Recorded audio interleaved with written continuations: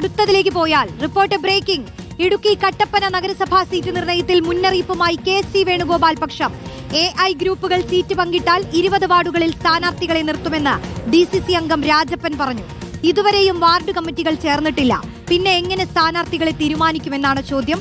ചർച്ചകൾ നടന്നിട്ടില്ലെന്ന് Congress block president Thomas മൈക്കിളും പറഞ്ഞു. പ്രതികരണം: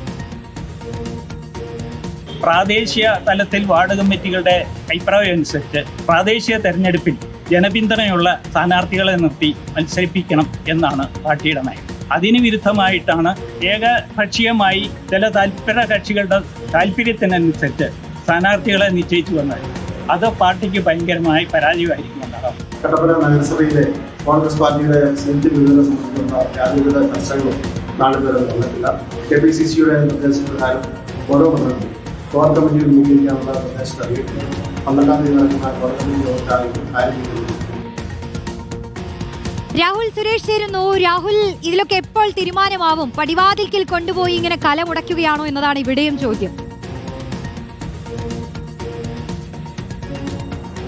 റോഷ്നി, സീറ്റ് നിർണയവുമായി ബന്ധപ്പെട്ട് കോൺഗ്രസിന്റെ കോർ കമ്മിറ്റി യോഗങ്ങൾ പുരോഗമിക്കുകയാണ്. അതിനിടയിലാണ് കട്ടപ്പന നഗരസഭയിലെ സീറ്റ് നിർണയവുമായി ബന്ധപ്പെട്ട് കെ.സി. വേണുഗോപാൽ പക്ഷം ഒരു മുന്നറിയിപ്പ് നൽകുന്നത്. KPCCയുടെ നിർദ്ദേശപ്രകാരം ഓരോ വാർഡ് തലത്തിലും ജയസാധ്യതയുള്ള സ്ഥാനാർത്ഥികളെ പ്രഖ്യാപിക്കണം എന്നുള്ളതാണ് നിർദ്ദേശം. അതിന് വാർഡ് കമ്മിറ്റികൾ യോഗം ചേരണം. നിലവിൽ ഈ രാജപ്പൻ പറയുന്നതനുസരിച്ച് കട്ടപ്പന നഗരസഭയിലെ ഒരു വാർഡുകളിലും വാർഡ് യോഗങ്ങൾ നടന്നിട്ടില്ല.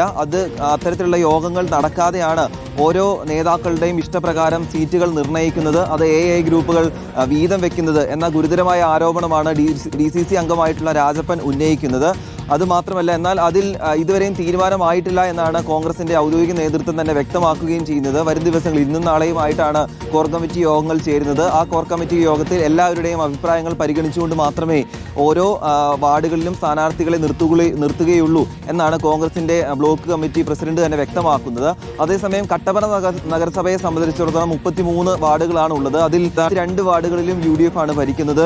വെറും 9 വാർഡുകൾ മാത്രമാണ് LDFന്റെ കയ്യിലുള്ളൂ. കട്ടപ്പന നഗരസഭ രൂപീകൃതമായ ശേഷം UDFന് തോൽവി അവിടെ ഉണ്ടായിട്ടില്ല. എല്ലാ തവണയും UDF ജയിക്കുന്ന ഒരു നഗരസഭയാണ്. UDFന്റെ ഒരു കോട്ട എന്ന് തന്നെ വിശേഷിപ്പിക്കാം. അവിടെയാണ് ഇത്തരത്തിൽ അസ്വാരസ്യങ്ങൾ ഉണ്ടാകുന്നത്. അതിൽ കെ.സി. വേണുഗോപാൽ പക്ഷം മുന്നറിയിപ്പ് നൽകുമ്പോൾ അവരുടെ ആവശ്യങ്ങൾ അംഗീകരിച്ചില്ലെങ്കിൽ 20 വാർഡുകളിൽ കെ.സി. വേണുഗോപാൽ പക്ഷത്തിലെ അംഗങ്ങൾ മത്സരിക്കുമെന്ന ഒരു മുന്നറിയിപ്പ് കൂടിയാണ് നൽകുന്നത്. എന്താണെങ്കിലും ഇന്നും നാളെയുമായി ഈ പ്രശ്നത്തിന് പരിഹാരം ഉണ്ടാകുമെന്നാണ് പ്രതീക്ഷിക്കുന്നത്. അല്ലെങ്കിൽ നിയമന നീക്കം കട്ടപ്പന നഗരസഭയിൽ ഉണ്ടാകുമെന്ന കാര്യത്തിൽ യാതൊരു സംശയവുമില്ല. റോഷ്നി, അതാണ് കെ.സി. വേണുഗോപാൽ മുന്നറിയിപ്പൊക്കെ നൽകിയിരിക്കുന്നു. കാര്യങ്ങൾ എങ്ങോട്ടാണ് പോകുന്നത് എന്നുള്ളതാണ് കട്ടപ്പനയിലെയും സ്ഥിതി.